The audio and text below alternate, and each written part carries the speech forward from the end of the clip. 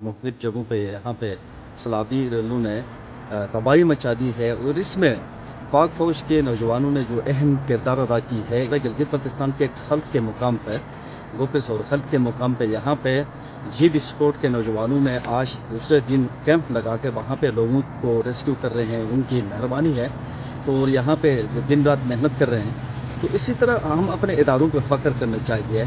हमारे इदारे हमारे साथ हैं तो हमें और कोई चीज़ की ज़रूरत नहीं है।